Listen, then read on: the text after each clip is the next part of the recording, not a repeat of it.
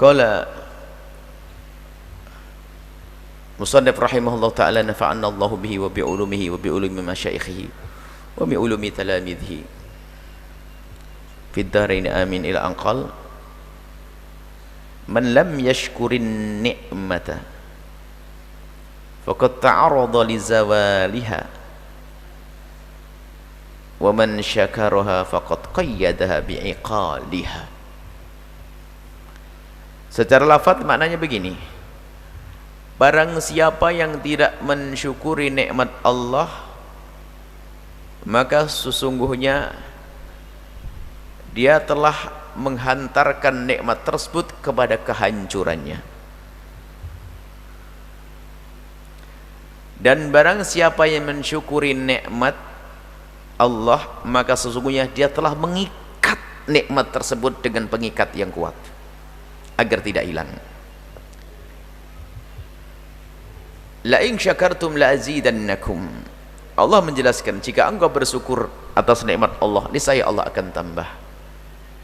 Wa la in kafartum inna adzabi lasyadid. Begitu sebaliknya, yang kufur nikmat, tidak mensyukuri nikmat Allah, akan mengundang murka Allah Subhanahu wa taala. Syukur, makna syukur adalah mengagungkan nikmat Allah. Yang pertama, mengagungkan nikmat Allah dimulai dari mengagungkan. Pertama, sadar dulu kalau itu nikmat Allah. Setelah itu mengagungkan nikmat Allah, baru setelah itu dia mampu bersyukur. Sehingga perintah yang sering kita dengar adalah tafakkur, merenungi nikmat-nikmat Allah. Dan kalaupun kita akan menghitung nikmat Allah, maka sesungguhnya kita tidak akan mampu menghitungnya. Teramat banyak dan teramat besar nikmat Allah yang Allah berikan kepada kita. Akan tapi merenungi agar kita sadar akan nikmat Allah itu penting untuk membuahkan pengagungan kalau itu nikmat Allah. Dan setelah orang mengagungkan nikmat Allah, baru dia bersyukur. Yang tidak merasa, tidak bisa mengagungkan nikmat, tidak akan bisa bersyukur. Antara manusia saja, ada orang memberikan kepada Anda sesuatu, ya potongan beling begitu, potongan beling. Setelah diberikan kepada Anda, apa ini orang ngasih, ya dibuang, ya. Tato di sebelahnya ada orang, ini mau dibuang, ya saya buang, saya tidak butuh. Tato ada orang ngambil, yang mengambil terus senangnya luar biasa, dipegang-pegang, masya Allah. Apa ini? Permata. Ayo, yang membuang nyesel atau tidak setelah itu? Nyesel. Karena kenapa dibuang? Kalau tidak mengerti. Yang tahu akan menghargai. Yang tahu itu permata, tinggal ngasah saja, ngelusin, baru dikasih cincin, mahal harganya. Ini permata. Tapi nggak tahu, itu dianggap beling biasa.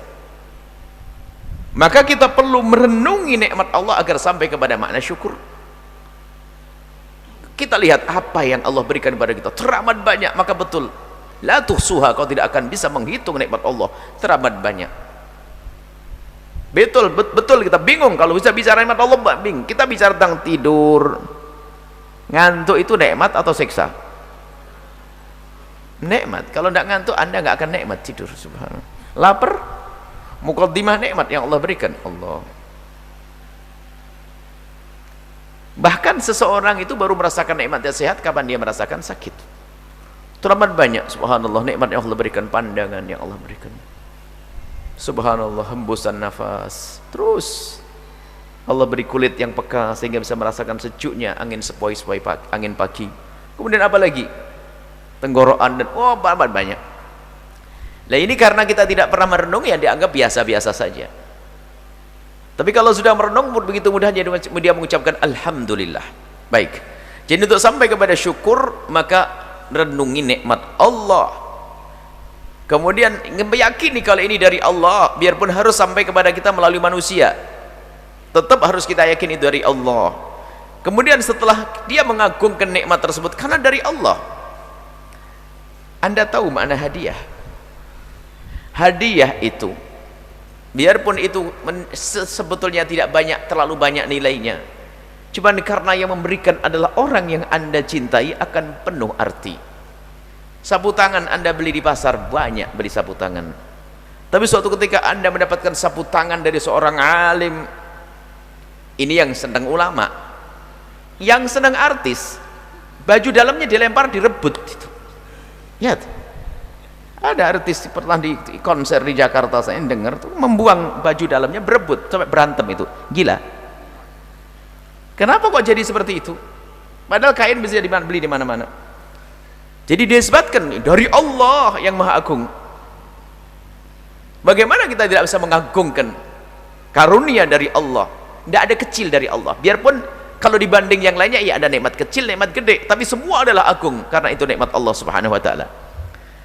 Baik, kemudian setelah itu cara bersyukur. Bagaimana sih makna bersyukur itu? Syukur itu ada syukur bil lisan. Kata Ibn Athaillah Sakandari dalam kitab yang lainnya, syukur bil lisan, syukur bil arkan, wa syukur bil janan. Syukur dengan lisan kita. Syukur dengan lisan kita mengucapkan alhamdulillah dan menyebut nikmat tersebut. Asalkan sebutan nikmat ini tidak menjadikan orang sakit dan juga tidak menjadikan kita sombong. Wa amma bi ni'mati rabbika fahaddits. Wa minna syukri, kata Nabi, at-tahadduts bin ni'mati. Kama qala Nabi sallallahu alaihi wasallam. Termasuk syukur adalah membicarakan nikmat tersebut. Menyebut nikmat. Tapi dengan catatan waktu menyebut nikmat itu tantangannya berat. Seorang ustadz menyebut alhamdulillah, majelisnya masya Allah jamaahnya banyak. Kalau dia maknanya syukur benar, tapi kalau masanya sombong, ada orang kayak saya ini, wah ini repot, rusak. Hati-hati.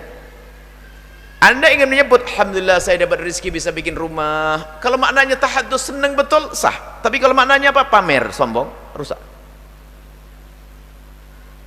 Makanya tipis sekali antara kesombongan yang dihadirkan di saat menyebut nikmat. Tapi yang jelas menyebut nikmat itu adalah tahadduts bin nikmah, adalah cara bersyukur, tapi harus waspada. Dengan lisan alhamdulillah ya jelas. Cuman apakah cukup dengan alhamdulillah? Oh enggak. Kalau dengan alhamdulillah saja enggak cukup. Kalau alhamdulillah alhamdulillah alhamdulillah, karena orang bersyukur wa qalilun min ibadiyas syakur. Allah menyebutkan sekarang rata-rata orang kalau mendapatkan nikmat kan ngomong alhamdulillah, alhamdulillah, banyak alhamdulillah, tapi Allah menyebutkan yang syukur sedikit. Berarti bukan syukur alhamdulillah itu yang dimaksud.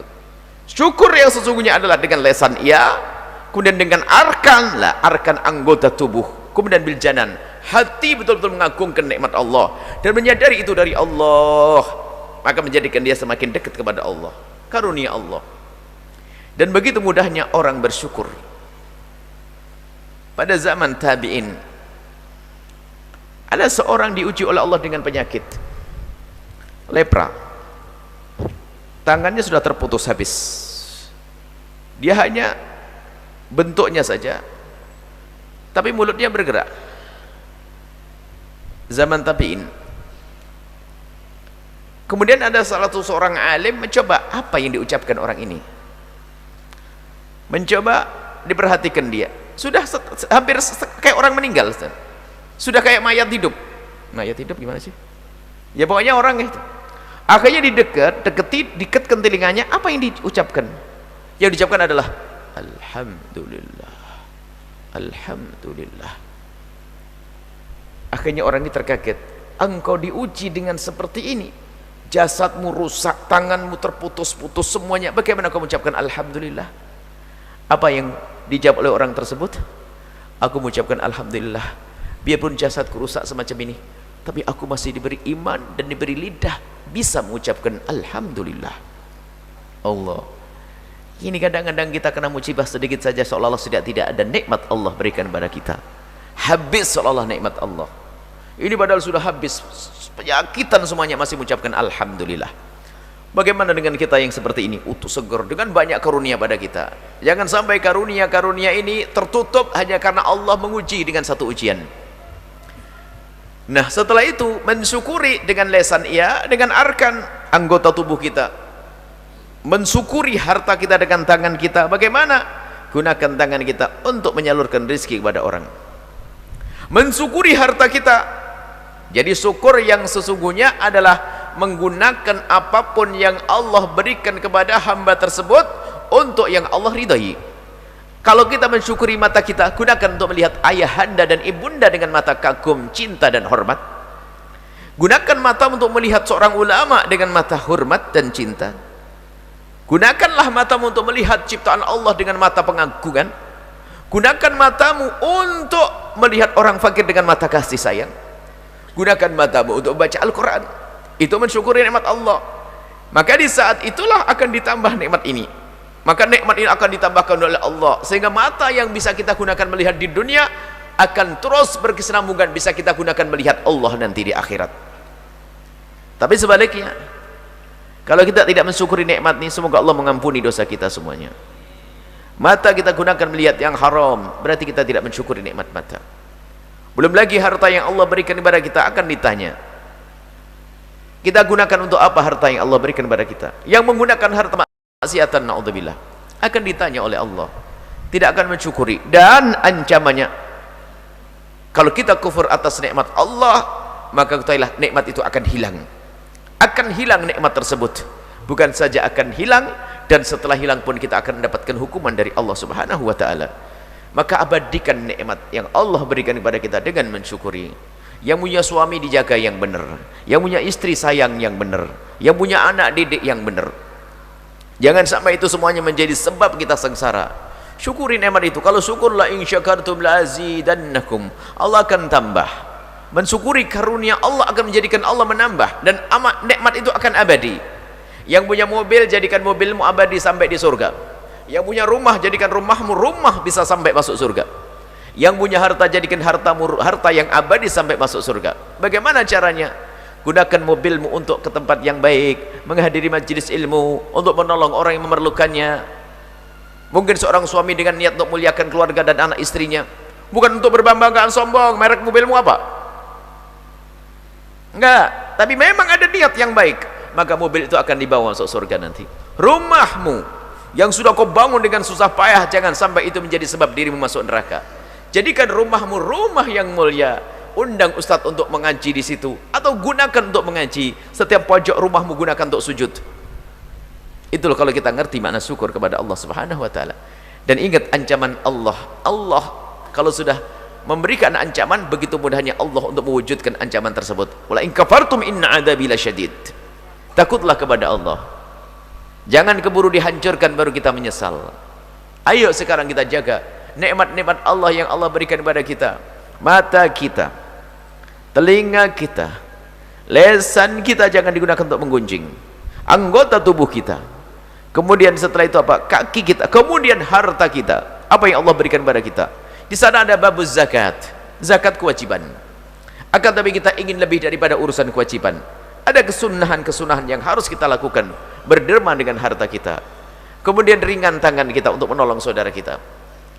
Lihat, Allah akan tambah. Di dunia saja sudah terasa kalau anda diberi oleh Allah kekayaan. Kalau orang kaya dengan dirinya sendiri belum tentu enak. Anda kaya, dermawan, sehingga kanan anda pun merasakan apa yang terjadi. Bukan sekedar anda kaya, setelah anda kaya ternyata orang di kiri kanan anda pun dijadikan oleh Allah orang yang baik kepada anda. Tambah nikmat lagi. Belum lagi nanti di dunia anda akan menemukan nikmat tersebut. Dan tingkatan bersyukur itu bermacam-macam. Baginda Nabi SAW, lihat, suatu ketika baginda Nabi itu sholat, dan memang setiap hari sholatnya Nabi itu nggak kira-kira, kita tidak akan mampu menirunya. Sampai Siti Aisyah mengatakan, hawin ya Rasulullah, jangan terlalu maksain ya Rasulullah. Bukankah Allah telah mengampuni dosamu yang lalu dan yang akan datang? Maksudnya kau tak akan ada dosa ya Rasulullah. Kenapa kok kamu sholat sampai seperti itu? Hatta tawarramat qadamah, sampai kakinya bengkak. Apa jawab baginda Nabi SAW? Afala akunu abdan syakura? Apakah enggak boleh aku mensyukuri nikmat Allah? Syukurnya dengan ibadah. Maka kalau anda beribadah menggunakan jasad anda untuk ibadah, berarti anda mensyukuri jasad tersebut. Anda menggunakan jasad anda untuk ngaji, anda mensyukuri. Anda membawa sepeda motor anda ke sini, anda mensyukuri. Tapi sebaliknya, kalau anda gunakan untuk maksiat, ada hitungannya di hadapan Allah. Ada hitungannya di hadapan Allah.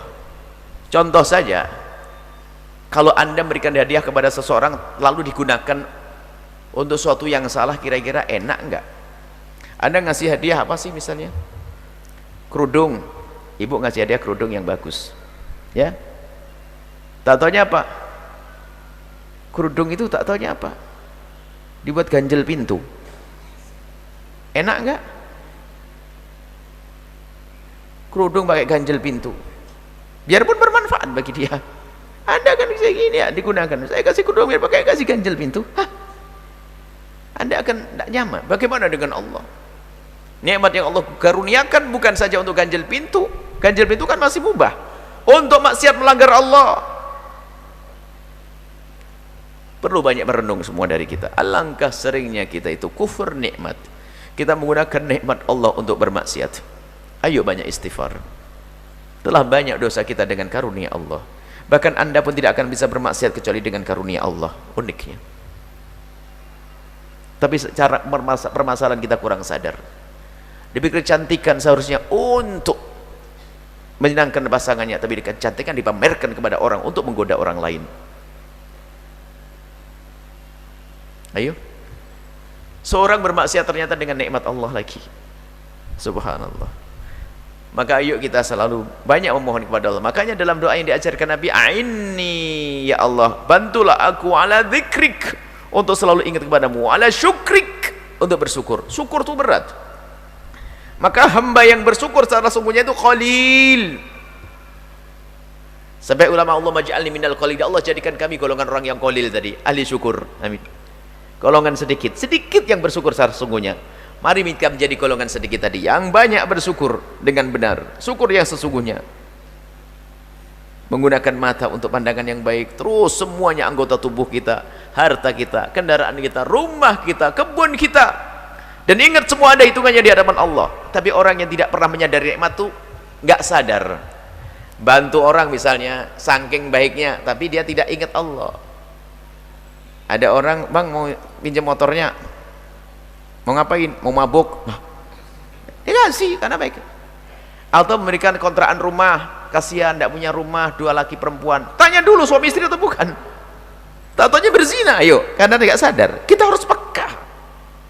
Jangan sampai apa yang Allah berikan kepada kita dari nikmat itu ternyata digunakan untuk maksiat. Kita ikut andil, berarti kita tidak mensyukuri nikmat Allah. Awas, hati-hati. Allah akan cabut itu nikmat. Maka disebut oleh Ibn Athiyyah As-Sakandari, kalau engkau tidak mensyukuri nikmat Allah, berarti engkau telah menghantarkan nikmat itu dalam kehancuran. Kehancuran yang sesungguhnya kehancuran di akhirat nanti. Tapi kalau hancuran di dunia, lihat, bagi ahli iman, lihat, kalau Allah menghancurkan nikmat seorang beriman di dunia, itu karena Allah sayang.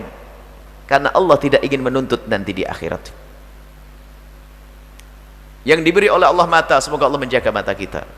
Ternyata digunakan untuk maksiat, lalu Allah hancurkan matanya. Semoga dengan kemaksiatan kita, dengan mata kita, Allah tidak menghancurkan mata kita. Lalu hancur, kenapa Allah? Allah sayang karena Allah tidak ingin menyiksa matanya ini di akhirat nanti. Ya Allah, jaga mata kami ya Allah. Banyak sekali maksiat mata ini. Apa yang dia? Makanya dosa, musibah yang Allah timpakan kepada orang yang beriman, itu karena Allah tidak ingin menghukum nanti di akhirat. Bahkan hukuman yang ditimpakan di dunia, pantang Allah menghukum nanti di akhirat. Ada seorang perempuan pada zaman Nabi, perempuan dirajam karena berzina. Dirajam karena berzina. Dilempar batu sampai mati, lalu sahabat Nabi ada yang memandang biji. Mati dalam keadaan dirajam. Nabi marah. Kalau seandainya ditimbang nih, tobatnya wanita ini dengan amalnya orang ahli Madinah, ini saya akan lebih unggul ini. Artinya apa? Kalau pengampunan Allah, kalau sudah Allah mengampuni, beres semuanya. Jadi musibah yang Allah berikan kepada hamba yang beriman di dunia, karena Allah tidak ingin menyiksa nanti di akhirat. Maka semua hukuman, orang yang hukum dipotong tangannya, orang yang hukum dihukum di dunia, dicambuk di dunia, tidak akan lagi dicambuk di akhirat. Karena Allah pantang menghukum 2 kali. Baik, teramat banyak nikmat yang Allah berikan kepada kita. Minta dihukum di dunia atau hukum di akhirat? Nggak mau, berarti disyukuri dong nikmat itu. Gunakan sepeda motormu untuk kebaikan. Jangan untuk membonceng perempuan yang haram bagimu, hai anak muda. HP-mu nikmat dari Allah, jangan kau gunakan untuk nonton yang haram, ada hitungannya di hadapan Allah. Televisimu adalah karunia dari Allah, jangan kau gunakan untuk lihat yang haram. Kita punya urusan dengan Allah Subhanahu wa ta'ala. Allahumma inni ala syukrik. Ya Allah, bantulah kami untuk mensyukuri nikmat-Mu. Susah ya Allah. Kami sadar itu nikmat, tapi kami susah menggunakan untuk kebaikan. Ya kan? Ayo minta kepada Allah. Syukuri. Kalau sudah Anda mensyukuri nikmat Allah, la azidannakum. Yang punya kecantikan dijaga kecantikannya. Tidak boleh, tidak semua orang boleh melihatku. Allah akan tambah kecantikanmu, akan kirim orang mulia yang akan mengayomimu. Tapi kalau kecantikanmu kau gunakan untuk kehinaan, Allah akan kirim orang yang lebih menghinakan lagi nanti. Dan seterusnya dan seterusnya. Janji Allah, Allah la yukhaliful mi'ad. Allah tidak pernah ingkar janji.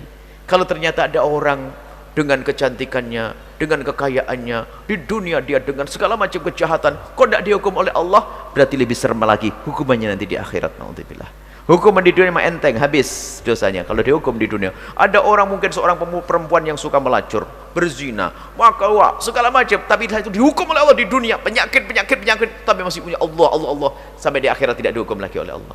Tapi yang repot itu loh, yang dengan segala kenikmatannya dia tidak bersyukur, menggunakan hartanya untuk maksiat, kecantikannya untuk maksiat, kegantengannya untuk maksiat, kesehatan untuk maksiat, tak taunya sampai mati kok belum dihukum oleh Allah. Itu lebih serem lagi, hukuman yang lebih panjang di akhirat, lebih mengerikan, lebih serem lagi. Lihat, hukuman di akhirat nggak bisa dikira-kira seperti apa. Wong percikan api neraka saja kalau jatuh ke bumi hangus kok bumi ini.